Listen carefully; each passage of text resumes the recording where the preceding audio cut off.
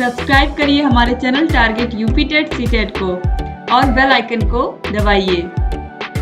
Hello friends, मैं रेनू स्वागत करती हूँ आप सभी भावी अध्यापक एवं अध्यापिकाओं का आपके अपने channel target UP TET CTET में। दोस्तों, आज की इस वीडियो में हम पढ़ने वाले हैं आप लोगों के सामाजिक अध्ययन विषय के चैप्टर नंबर 5 के सभी अति लघु उत्तरीय क्वेश्चंस को। दोस्तों, चैप्टर नंबर 5 के हम लोगों ने सभी बहुविकल्पीय क्वेश्चंस को पिछले वीडियो में सॉल्व किया था और आज की इस वीडियो में हम अति लघु उत्तरीय क्वेश्चंस को सॉल्व करेंगे। और आप सभी लोग को पता है चैप्टर नंबर 5 का नाम है मानचित्रण, अक्षांश एवं देशांतर रेखाएं तथा पृथ्वी की गतियां। दोस्तों, इसी के सभी अति लघु उत्तरीय क्वेश्चंस को हम पढ़ने जा रहे हैं। तो सबसे पहले यहाँ पर देखिए क्वेश्चन नंबर 14 से यहाँ पर स्टार्ट है अति लघु उत्तरीय क्वेश्चन। तो सूर्य ग्रहण कब होता है? 2016 में पूछा हुआ क्वेश्चन है। सूर्य ग्रहण तब होता है जब सूर्य और पृथ्वी के बीच में चंद्रमा आ जाता है। जब चंद्रमा सूर्य और पृथ्वी के बीच आ जाता है तब वह पृथ्वी पर पड़ने वाली सूर्य की किरणों को अवरुद्ध करता है और पृथ्वी के कुछ भागों पर चंद्रमा की परछाई पड़ने लगती है, जिसे हम सूर्य ग्रहण के नाम से जानते हैं। सिंपल सी चीज है कि पृथ्वी और सूर्य के बीच में जब चंद्रमा आ जाता है तो उस समय क्या होता है, उस समय चंद्रमा की परछाई पृथ्वी पर पड़ती है, जिसकी वजह से जो सूर्य की पूरी रोशनी है वो पृथ्वी पर नहीं पहुंच पाती है और इसे ही हम क्या कहते हैं, सूर्य ग्रहण कहते हैं। इसके बाद दोस्तों क्वेश्चन नंबर 15 है ज्वार व भाटा किसे कहते हैं? 2016 में पूछा हुआ क्वेश्चन है। ज्वार भाटा वे सागरीय तरंगे हैं जो पृथ्वी, चांद और सूर्य के आपस के आकर्षण से उत्पन्न होती हैं। जब समुद्री जल ऊपर आता है तो उसे ज्वार और जब नीचे जाता है तो उसे भाटा कहते हैं। समुद्र का पानी एक दिन में 2 बार एक निश्चित समय के अंतर पर ऊपर उठता है और नीचे गिरता है।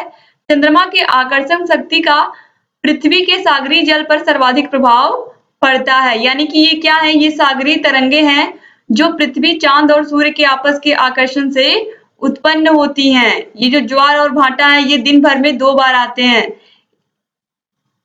इसके बाद क्वेश्चन नंबर 16 है मापक के अनुसार मानचित्र कितने प्रकार के होते हैं, उनके नाम लिखिए। दोस्तों, मापक के अनुसार मानचित्र 2 प्रकार के होते हैं और दोस्तों आप लोग देख सकते हैं ये क्वेश्चन यहाँ पर 2018 में पूछा गया है। बड़ी मापनी के मानचित्र और छोटी मापनी के मानचित्र। तो मापन के अनुसार यानी कि जिसको हम माप भी सकें, तो मापन के अनुसार जो मानचित्र होते हैं वो 2 प्रकार के, बड़ी मापनी के मानचित्र और छोटी मापनी के मानचित्र, जिसमें हम दूरी को भी माप सकते हैं। ठीक है। इसके बाद क्वेश्चन नंबर 17 है 2 अक्षांशों के बीच की दूरी कितनी होती है? दोस्तों, ये क्वेश्चन बहुत ही इंपॉर्टेंट है, 2018 में ये भी पूछा गया है। 2 अक्षांशों के बीच की दूरी लगभग 111 किलोमीटर होती है। क्वेश्चन नंबर 18 है ग्लोब किसका प्रतिरूप होता है? ग्लोब आप सभी लोगों को पता है पृथ्वी का ही प्रतिरूप है। इसके बाद क्वेश्चन नंबर 19 है मकर रेखा किसे कहते हैं? 23.5 डिग्री दक्षिणी अक्षांश को हम मकर रेखा कहते हैं। आप यहाँ पर देखिए 23.5 डिग्री ये उत्तरी ध्रुव है, ये नीचे दक्षिणी ध्रुव है। ठीक है, सबसे नीचे दक्षिणी ध्रुव, सबसे ऊपर उत्तरी ध्रुव, बीच में सबसे बीच में आप देखिए विषुवत रेखा है जिसे हम भूमध्य रेखा भी कहते हैं, 0 डिग्री अक्षांश, और 23.5 डिग्री उत्तरी अक्षांश को हम कर्क रेखा कहते हैं और 23.5 डिग्री दक्षिणी अक्षांश को हम क्या कहते हैं? मकर रेखा कहते हैं। तो क्या पूछा है? 23.5 डिग्री को हम क्या कहते हैं? मकर रेखा कहते हैं। यही यहाँ पर क्वेश्चन है। आप देखिए मकर रेखा किसे कहते हैं? 23.5 डिग्री दक्षिणी अक्षांश को हम मकर रेखा कहते हैं। तो ये रही आपकी मकर रेखा, 23.5 डिग्री दक्षिणी अक्षांश, दक्षिणी ध्रुव। क्वेश्चन नंबर 20 है अंतरराष्ट्रीय तिथि रेखा किसे कहते हैं? दोस्तों, अंतरराष्ट्रीय तिथि रेखा पृथ्वी पर यमुनोत्तर के साथ साथ स्थल खंडों को छोड़ते हुए एक काल्पनिक रेखा है। क्वेश्चन नंबर 21 है राजनैतिक मानचित्र किसे कहते हैं? राजनैतिक मानचित्र में किसी राष्ट्र के विभिन्न स्तरीय प्रशासनिक खंडों, उपखंडों तथा उनके विभागों, उपभागों, उपविभागों, सीमाओं, प्रशासनिक केंद्रों आदि का समावेश रहता है। विभिन्न राष्ट्र समूह आदि को भी एक साथ या भिन्न भिन्न प्रकार से दिखलाया जाता है, जैसे राष्ट्र, कुल के देश। इसके बाद क्वेश्चन नंबर 22 है चंद्र ग्रहण की स्थिति को स्पष्ट कीजिए। दोस्तों, सूर्य अपनी जगह पर रहता है, पृथ्वी सूर्य का चक्कर लगाती है और चंद्रमा पृथ्वी का चक्कर लगाता है। तो जो गति होती है वो पृथ्वी और चंद्रमा में ही होती है। अभी आपने सूर्य ग्रहण में देखा था कि सूर्य और पृथ्वी के बीच में चंद्रमा आ गया। अब चंद्र ग्रहण में क्या होगा? सूर्य और चंद्रमा के बीच में पृथ्वी आ जाएगी। तो यहाँ पर आप देखिए, जब सूर्य और चंद्रमा के बीच में पृथ्वी आ जाएगी तो पृथ्वी की जो छाया है वो चंद्रमा पर पड़ेगी। तो इस तरीके से हो जाता है चंद्र ग्रहण। क्योंकि आप सभी लोगों को पता है कि चंद्रमा के पास अपना खुद का प्रकाश नहीं होता है, वो सूर्य के प्रकाश से ही प्रकाशित होता है, ये भी आपको पता है।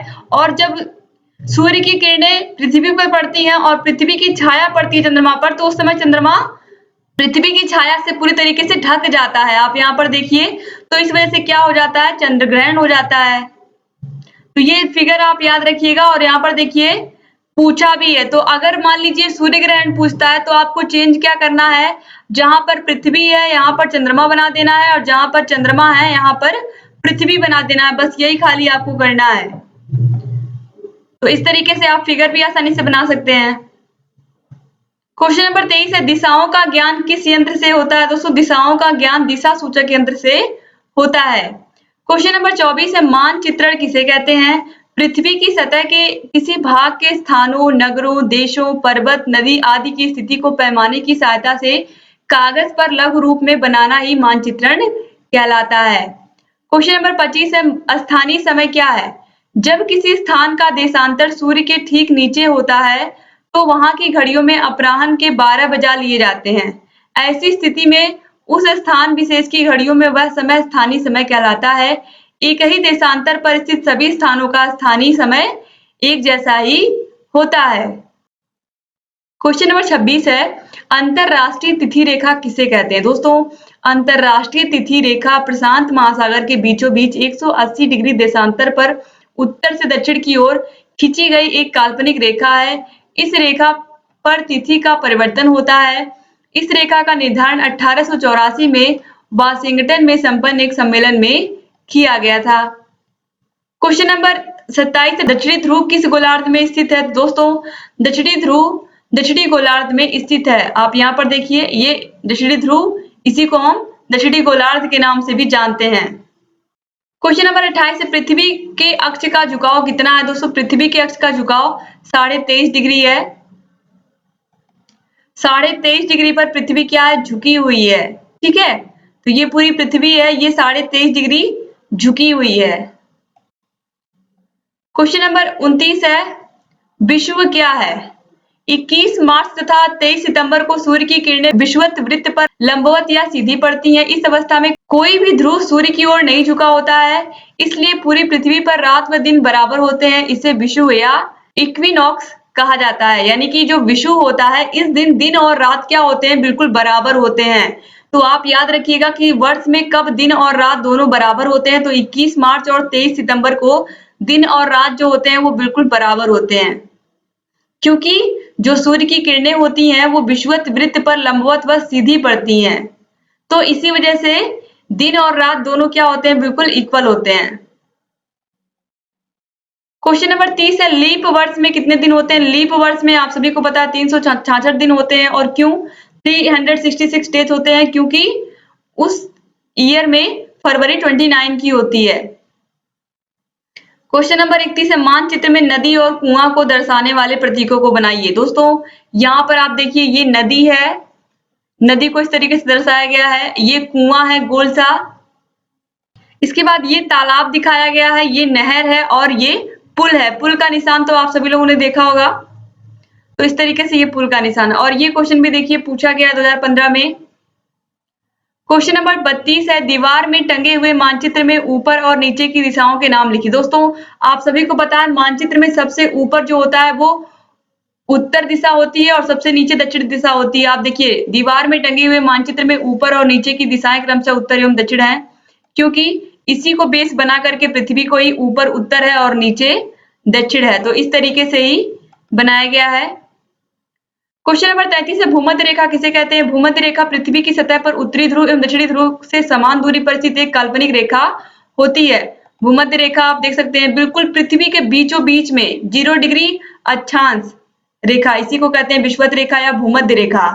ठीक है, ये बिल्कुल बीचों बीच जो आप रेखा देख रहे हैं, पृथ्वी को 2 भागों में बांट रही है ये रेखा बिल्कुल।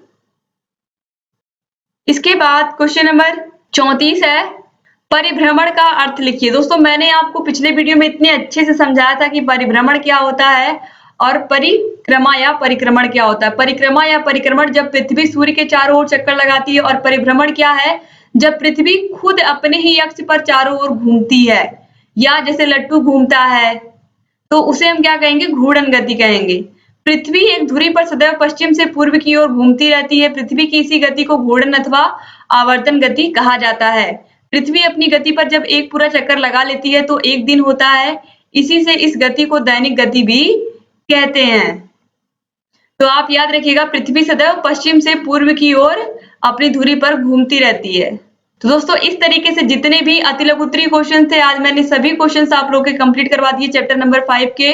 उम्मीद करती हूँ कि आपको ये वीडियो अच्छा लगा होगा। अगर वीडियो अच्छा लगा तो प्लीज वीडियो को लाइक कर दीजिए, और आपके जितने भी फ्रेंड्स हैं सबको इस वीडियो को शेयर भी कर दीजिए, चाहे आपके कॉलेज का ग्रुप हो, व्हाट्सएप ग्रुप, जहां पर भी आपको लगे कि इस वीडियो की जरूरत है वहां पर जरूर शेयर कर दिया करिए। इसके अलावा दोस्तों, आप लोग अपने अच्छे प्यारे प्यारे कमेंट्स करना मत भूलिएगा। और अगर अभी तक आपने हमारे channel target UP TET CTET को सब्सक्राइब नहीं किया तो तुरंत सब्सक्राइब कर दीजिए, और बगल में घंटी का निशान होगा उसको भी प्रेस कर दीजिए, ताकि हम जो भी नई वीडियोस बनाते हैं उसका नोटिफिकेशन आपके पास समय से पहुंच जाए, और आप ऐसे ही हमारे चैनल से बने रहें, सभी वीडियोस को देखते हुए रहें। तो एक बार फिर से आप सभी का बहुत बहुत धन्यवाद दोस्तों। मिलते हैं नेक्स्ट वीडियो में, तब तक अपना ख्याल रखिएगा, अपने परिवार का ख्याल रखिएगा। जय हिंद दोस्तों।